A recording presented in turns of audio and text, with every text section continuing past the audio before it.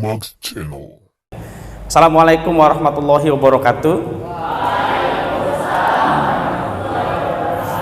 Saya kelihatan nggak dari situ? Dari situ kelihatan. Nah, kalau tembok ngalangin maju aja nggak apa-apa, tapi harus jaga jarak tetap ya. Saya panggilnya teman-teman atau adik-adik? Adik-adik. Kita tuh masih seusia loh, sepantaran. Ya, jadi saya panggilnya teman-teman aja ya. Setuju ya? Baik. Alhamdulillahirrabbilalamin. Asyhadu an la ilaha illallah wa asyhadu anna Muhammadar Rasulullah. Allahumma shalli ala Muhammad wa ala alihi. Kita kenalan ya. Nama saya Atih Ardiansyah. Umur saya 33 tahun. Umur teman-teman sekarang berapa tahun? 14 tahun itu SMP.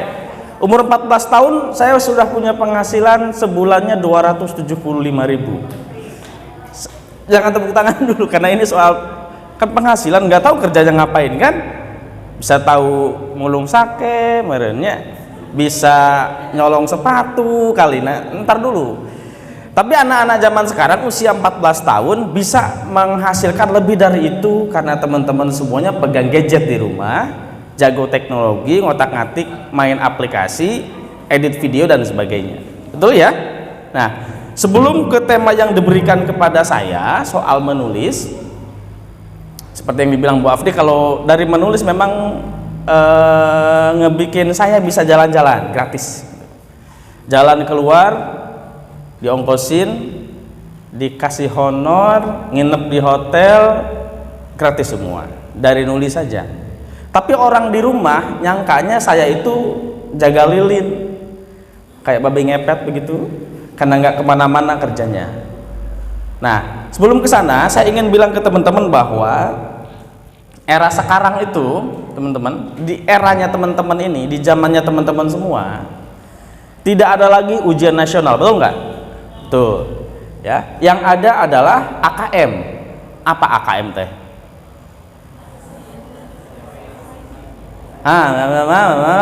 Ya. AKM itu apa sih Pak, Bu? Asesmen kompetensi minimum.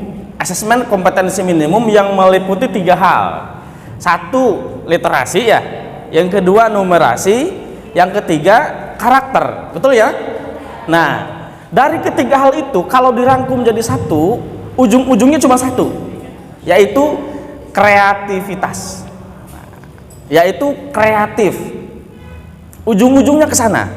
Jadi numerasi, literasi, karakter, ujung-ujungnya adalah apa tadi?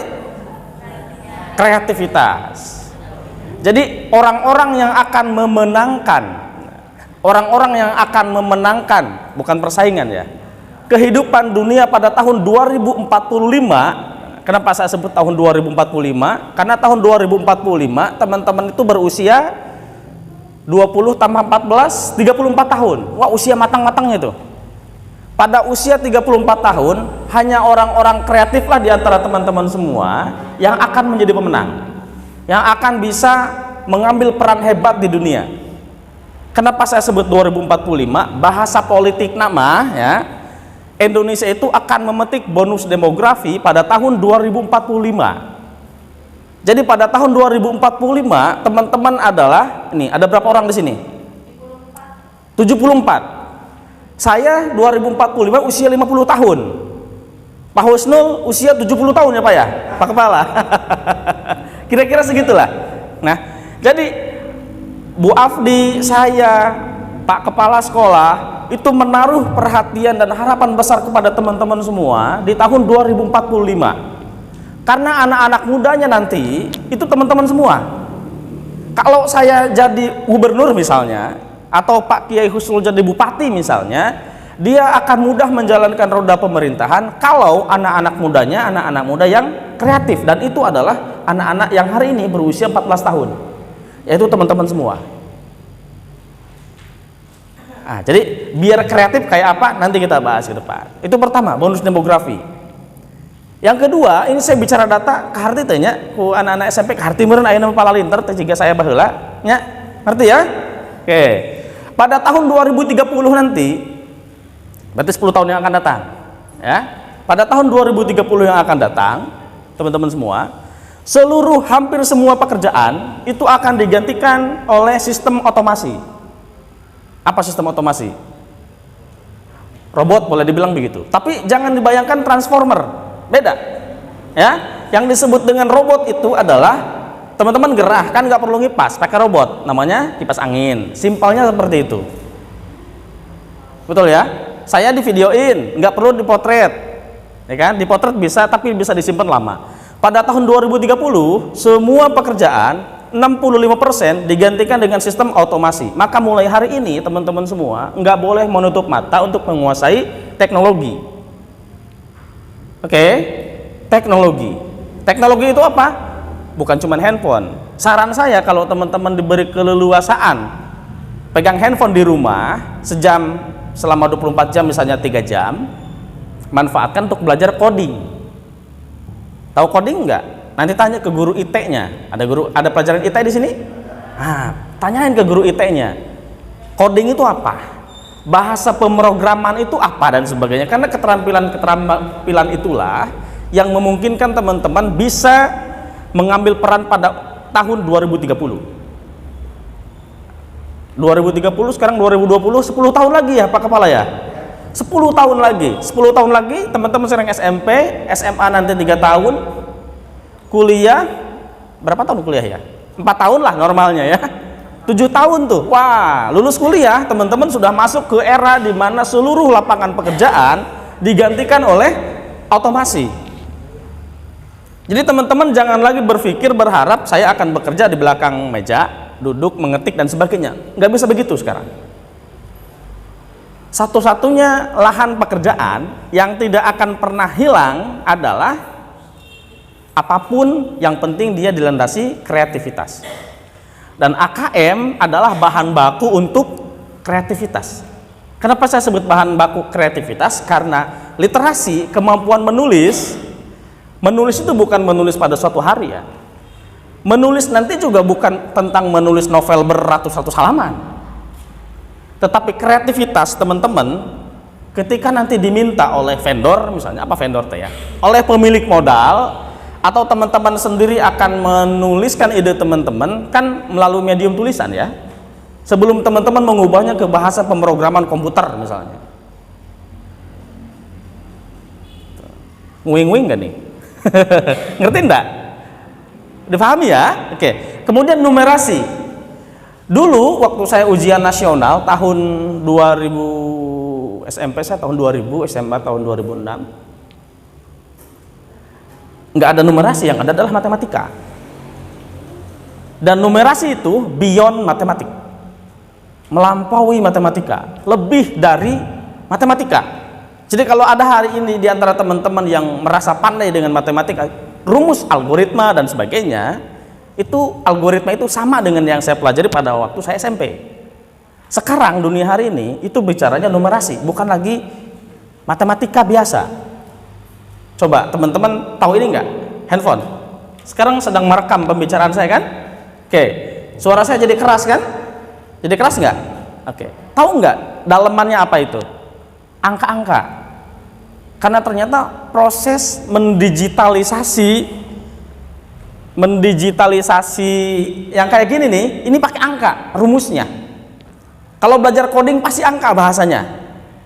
Makanya dari asal katanya digital itu asal katanya digitus, dari bahasa Yunani, dan digitus itu artinya digit. Digit itu 0 dan 1, angka lagi. Jadi ketika kita mainin HP sekarang dengan enaknya, buka laptop dengan enaknya, main tablet dengan enaknya, main game dan sebagainya, sebenarnya kita tidak sedang memainkan apapun kecuali memainkan kombinasi 0 dan 1. Itu kenapa numerasi dijadikan salah satu dalam asesmen kompetensi minimum. Maka keterampilan matematika sebagai basic dari numerasi sangat penting teman-teman kuasai. Maka dari sekarang jangan alergi dengan angka, jangan kayak saya. Saya SMP dulu benci banget sama guru matematika. Sampai bikin novel, guru galaknya guru matematika gitu. Lalu ditakdirkan Allah menikah dengan orang yang guru matematika. Gitu ya. Itu kenapa saya matematika saya jelek, teman-teman. Waktu kuliah, mata kuliah statistika saya ngulang 2 kali karena benci dengan matematika. Jadi mulai sekarang jangan membenci apapun termasuk matematika, apalagi membenci gurunya, jangan itu. Ternyata sama ya tipikalnya ya. Tahun 2006 dengan sekarang banyak yang benci guru matematika. Oh, guru matematika pahalanya besar ini. Tapi saya ketika dapat nilai kecil di kuliah nggak lulus, saya datangin guru matematika dan saya minta maaf, Pak Kepala. Pak, saya minta maaf, matematika saya jelek karena saya masih terngiang-ngiang bagaimana Bapak mempermalukan saya di depan kelas. Bahasa saya mempermalukan. Ternyata kata Bapak, saya nggak sedang mempermalukan kamu saat itu. Ternyata saya salah persepsi. Gitu, teman-teman. Jadi matematika suka. Ya. Baik, teman-teman, itu AKM. Tapi yang paling penting dari AKM kita nanti adalah karakter. Nah, apa itu karakter? Apa karakter? Karakter itu yang paling melekat dengan kreativitas. Ilmu di masa depan yang tadi saya bilang ke teman-teman adalah kemauan keras dan pantang menyerah. Nah, itu karakter. Tapi bukan menghalalkan segala cara. Gitu. Segala cara bisa dilakukan di era sekarang, tapi jangan semuanya dianggap halal. Karena ada hal-hal yang tidak boleh dilanggar oleh teman-teman. Hak cipta, plagiat, nyontek. Jadi kalau hari ini masih ada yang nyontek, nah itu di masa depan nggak akan mendapatkan tempat. Karena karakter utama seorang yang kreatif adalah kejujuran. Dan tingkat kejujuran pertama yang akan menentukan karakter teman-teman adalah tentang menyontek atau enggak. Gitu ya. Ada yang suka menyontek? Masih ada? Istighfar. Istighfar dulu ya. Emang kecil banget kelihatannya nyontek itu, kecil banget. Tapi sebenarnya kita sedang membohongi diri kita sendiri bahwa kita tidak punya kemampuan, kita nggak bisa kita lihat apakah meningkat atau tidak. Dan di masa depan teman-teman tidak ada tempat bagi yang nyontek. Dia kalau main film dia cuma figuran gitu, selewat semenit atau 30 detik lewat doang gitu, bukan sebagai pemeran utama. Sementara teman-teman semuanya kepengen jadi pemeran utama. Suaranya mana? Pengen jadi pemeran utama, ya kan? Nah, kan teman-teman suka main game di rumah, saya tahu lah, ada yang main PUBG mungkin, ada main apa lagi. Tenang, saya juga main, nanti kita mabar. Ada yang main congklak nggak? Enggak ya. Main apa lagi? PUBG, kemudian apa? FN, terus apa lagi? Saya nggak tahu yang itu ya. Apa lagi?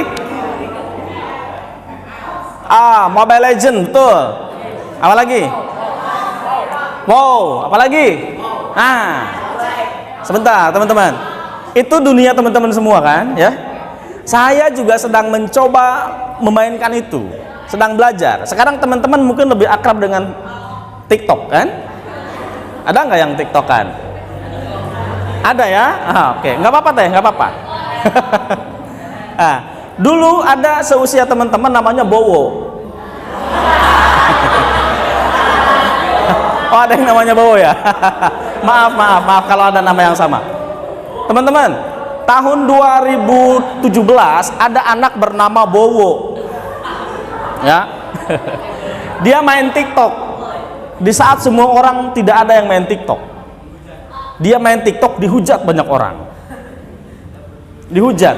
Kenapa dia dihujat? Karena dia melakukan semacam temu fans yang kalau berfoto dengan dia bayar. Bayar berapa? 60.000, 80.000. Lebih tahu teman-teman ya.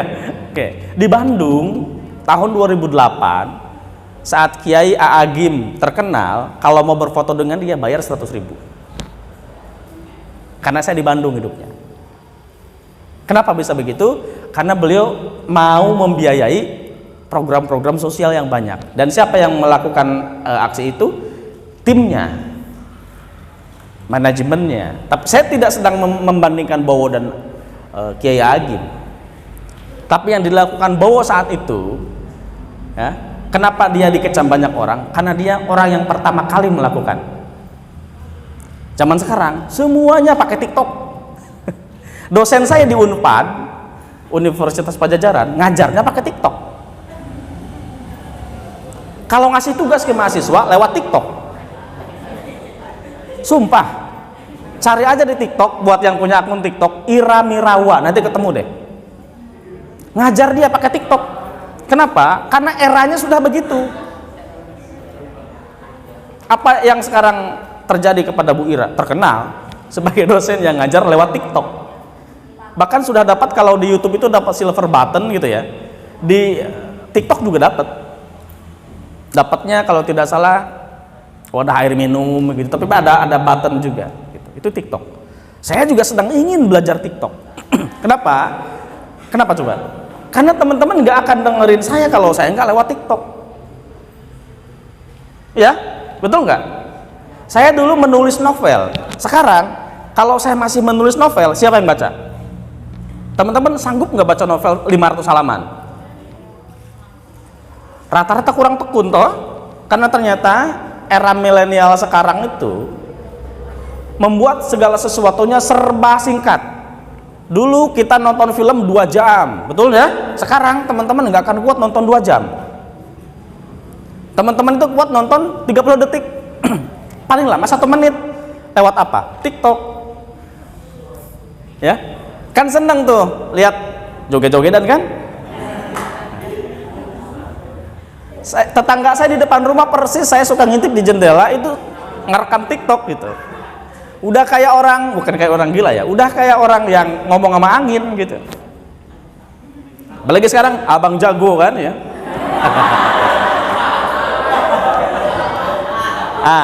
Oke. Teman-teman sekarang ketawa ya kan?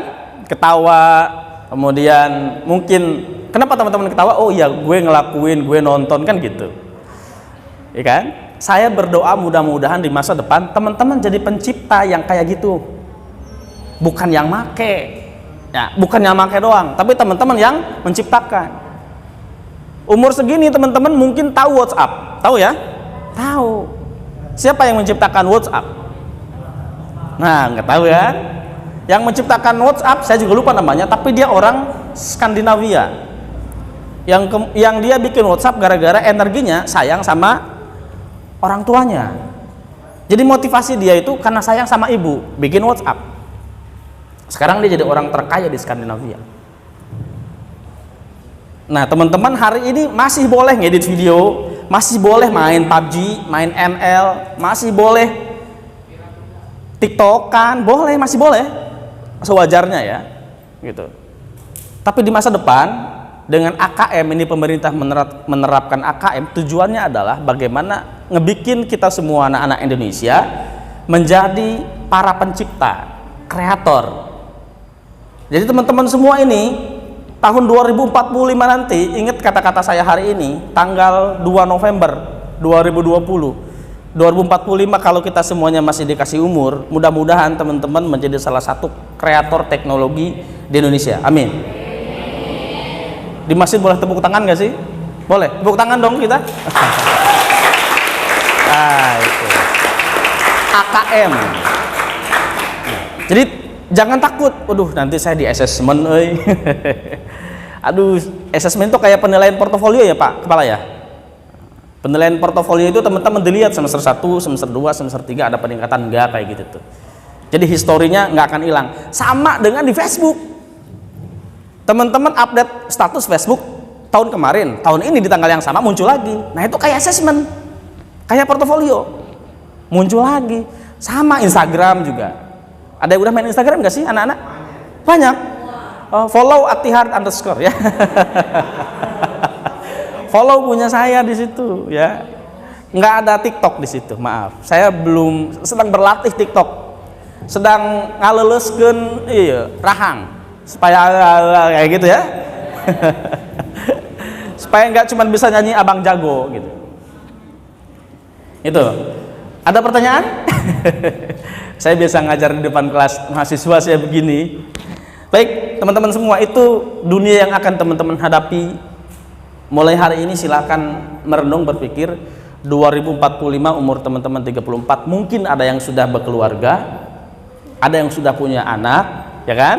ada yang sudah jadi apa gitu dan lain-lain. Ingat satu hal, kemarin banget tanggal 29 Oktober terbit The Future of Jobs. Apa tuh? Pekerjaan masa depan dari World Economic Forum, Forum Ekonomi Dunia UNESCO, itu menerbitkan laporan pekerjaan di masa depan. Mulai 2020 sampai 2025 diterbitkan.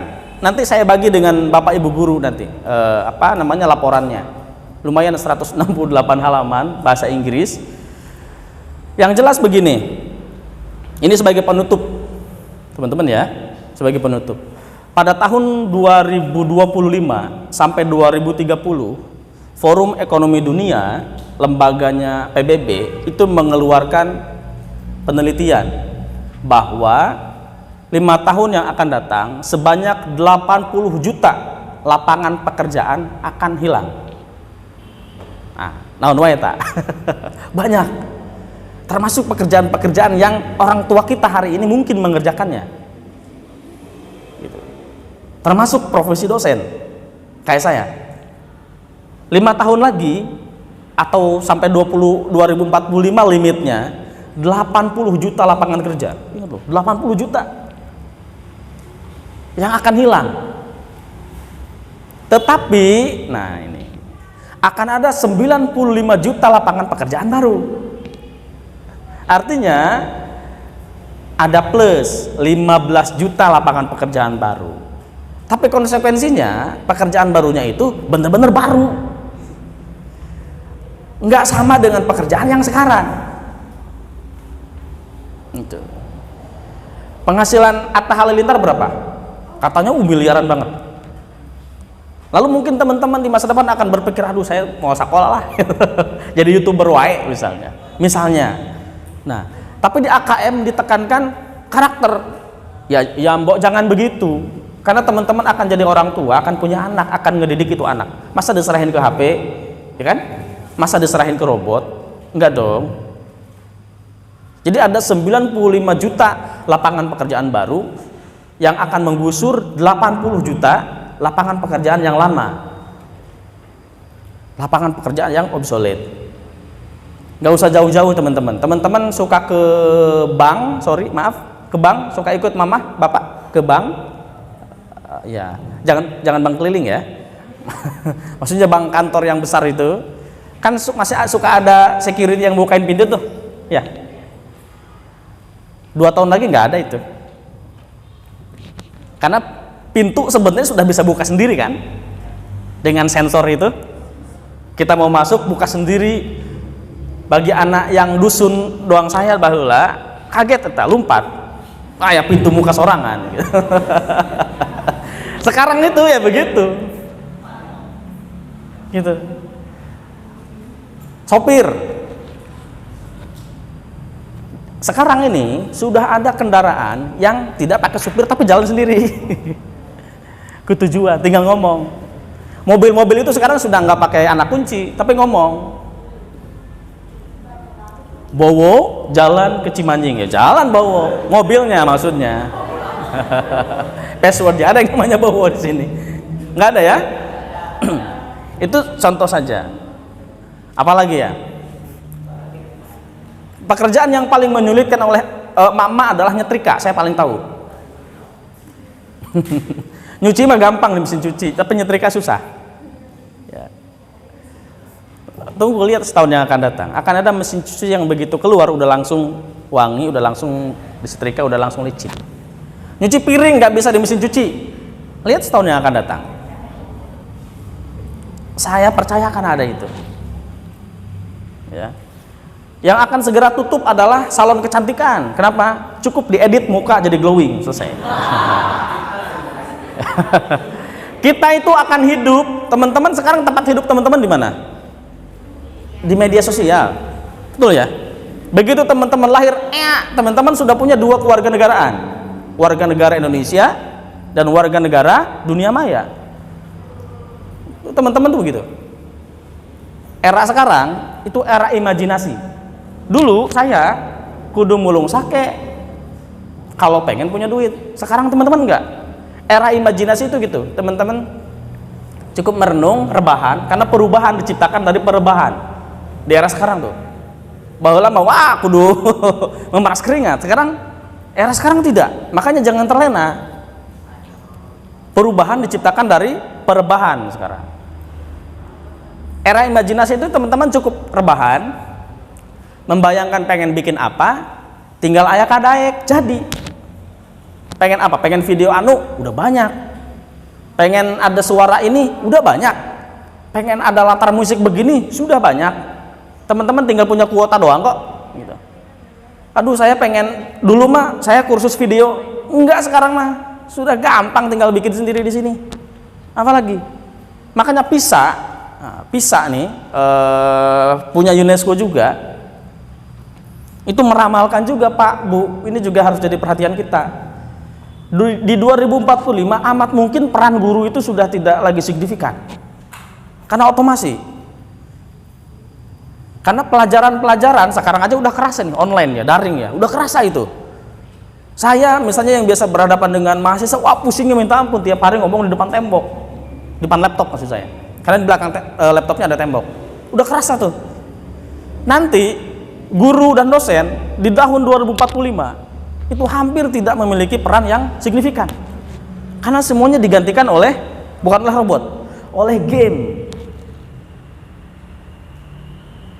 Obrolan saya di Kementerian Pendidikan dan Kebudayaan 3 bulan yang lalu, ini saya nggak tahu bercanda atau tidak ya, mereka sedang memikirkan bikin tipe soal, bikin tipe pelajaran melalui game. Saya juga bingung gitu gimana ya, mau bagaimana lagi, kita harus berlomba dengan kegemaran anak yang game.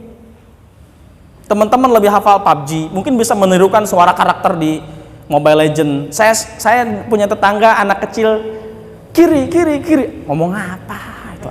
Ternyata dia lagi mabar gitu.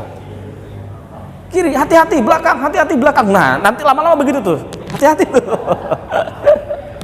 Bagi yang senang nonton, saya sarankan nonton film Ready Player One. Nanti teman-teman punya avatar teman-teman sekarang masih muka ya, masih ketawa-ketawa komen di Facebook Pak Kepala, avatar kita. Tapi avatar kita di masa depan akan hidup berjalan mewakili kita dan ada di dunia sendiri. Itu bukan sesuatu yang mustahil. Listrik sekarang sudah tidak diperlukan. Bensin, minyak sudah tidak lagi diperlukan. Karena mobil sekarang sudah bisa jalan dengan di charge. Sudah ada Tesla. Jadi dunia akan sangat berubah teman-teman. Jadi literasi, baca tulis, numerasi, mengenal angka dan karakter, tolong jangan dipahami sebatas itu. Tapi itu adalah bahan baku gimana caranya ujung-ujungnya teman-teman itu jadi kreatif. Karena orang kreatif itu bisa mengabstraksi hal yang rumit ke dalam hal yang simpel dengan cara dituliskan, dan bisa mengkalkulasi gagal dan tidaknya. Kalkulasi itu numerasi. Dan sebagai orang Indonesia, sebagai umat Islam, sebagai warga Matlaul Anwar, kita tetap harus mengedepankan karakter dan akhlak. Terima kasih. Assalamualaikum warahmatullahi wabarakatuh.